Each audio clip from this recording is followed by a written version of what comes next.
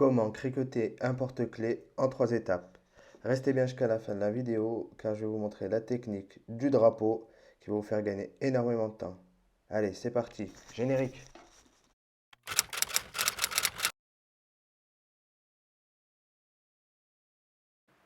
Vous avez reconnu, on est sur le Cricut Design Space. On va cliquer sur la colonne de gauche, forme, et on va choisir la forme arrondie. On va le mettre à l'échelle, du coup, nous, notre porte-clés mesure 5 cm de diamètre. Et après, on va venir ajouter du texte. Alors, on va écrire un prénom. Du coup, on va écrire le prénom Nawal. La police que j'ai choisie, c'est Times.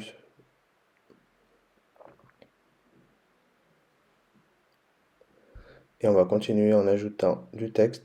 On va ajouter la première lettre du prénom. Du coup, on va simplement écrire un N.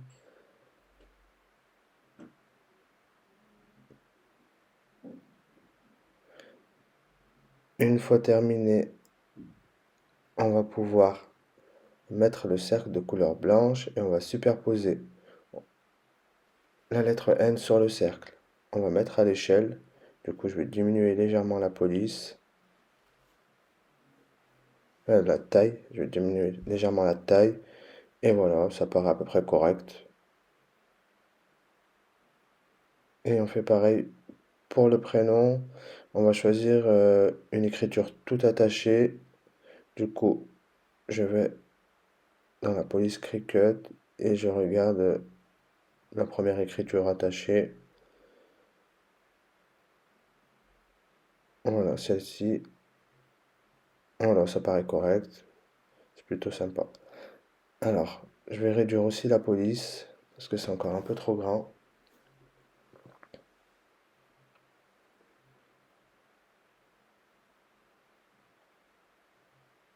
Je recommence.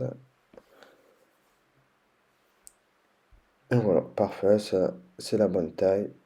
C'est parfait. On continue avec l'étape 2, la tâche. Du coup, on va toujours dans l'outil forme. On voit qu'il existe différentes formes sur l'outil Cricut. Nous, on va aller dans la recherche et on va aller choisir une forme qui se trouve un peu plus bas. Alors, je défile et voilà, c'est la tâche que je voulais prendre. Je clique sur l'abonnement Cricut, on l'a automatiquement, sinon elle reste payante. Après, on peut la trouver sur certains sites si on cherche bien. Alors, je vais la mettre à l'échelle parce qu'elle est un peu trop grande.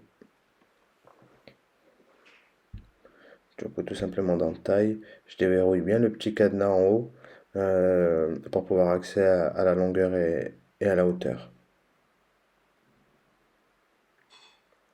Ça paraît correct, ça remplit une bonne partie du porte-clés.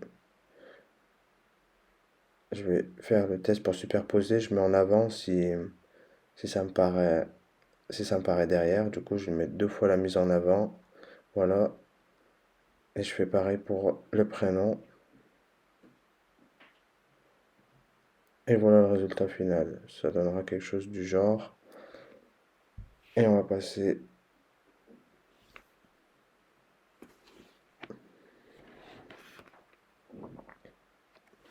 à la technique du drapeau. Du coup, pour cette technique, il va falloir qu'on mette les différents éléments de la même couleur. Alors la tache en noir, la lettre pareil. Et vous avez compris, du coup, on fera pareil pour le prénom. On va mettre tout en noir. Le cercle, on n'en aura plus besoin. On va bientôt pouvoir le supprimer.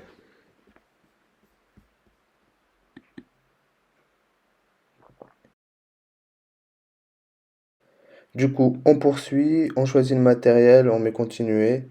Et là, on va passer à la technique du drapeau. Alors, on va prendre les 3 couleurs qu'on a choisies pour le Smart Vinyl, du coup le noir, le blanc et le vert. Et on va les mettre les unes après les autres en mettant le blanc au milieu. Pour cet essai, du coup, j'ai mis 3 carreaux de longueur et 2 d'épaisseur. On peut diminuer légèrement la longueur pour économiser un peu de Smart Vinyl. Alors, on fait 3 découpes et en parallèle, on va les placer de la même façon sur le Cricut Design Space, du coup, et comme ça, on fera une découpe en une seule fois, ça évite de préparer 3 tapis et de faire 3 découpes, du coup on gagne énormément de temps. Alors, nous voilà dans configurer le matériau de base. Nous, on va aller dans la case populaire et on va choisir le Smart Vinyl permanent.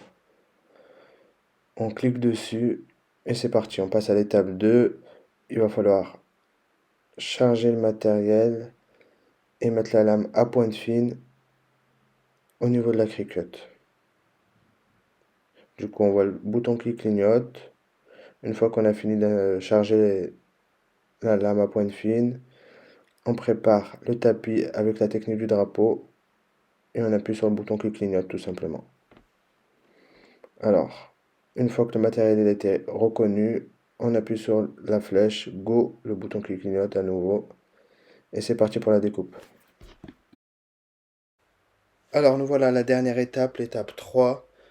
Alors, on va simplement enlever le film autocollant du porte-clés. On fait ça sur les deux faces.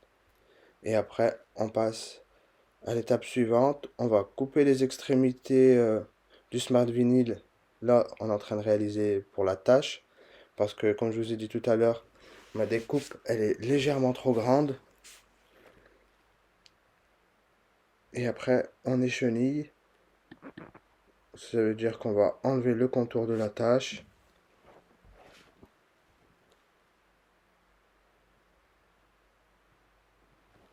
Une fois qu'on a enlevé le contour, on va prendre le papier de transfert et on va couper une découpe légèrement plus grande que la tâche. Et du coup, l'objectif, ça va être de faire le transfert tout simplement.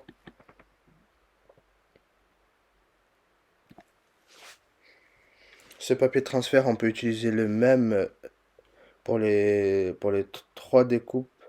Ça évite le gaspillage et il reste assez collant pour faire les 3.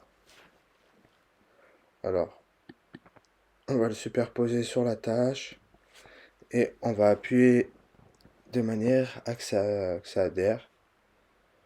Une fois qu'on a une bonne adhérence et que l'on soulève le papier de transfert, que la tâche est dessus, on n'aura plus qu'à la déposer sur notre porte-clés. Alors la technique, c'est que pour la tâche, on va la mettre sur une face et que pour les écritures, la lettre et le prénom, on les mettra sur l'autre face. Du coup, voilà le résultat pour la tâche. Vous avez compris le principe, on n'a plus qu'à répéter de l'autre côté la lettre en premier, puis le prénom.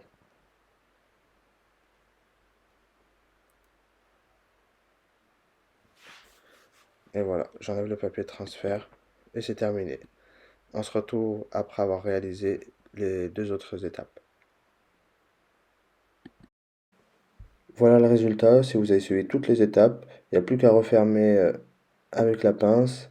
Je trouve que le résultat se donne plutôt pas mal. Il y aura tous les détails du matériel utilisé dans le descriptif de la vidéo. Et là, on se retrouve pour le petit bonus.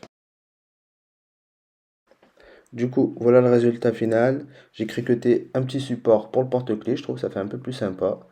N'hésitez pas à mettre j'aime si vous avez apprécié la vidéo. Et on verra dans une prochaine vidéo comment cricoter le support. Allez, à la prochaine. Ciao!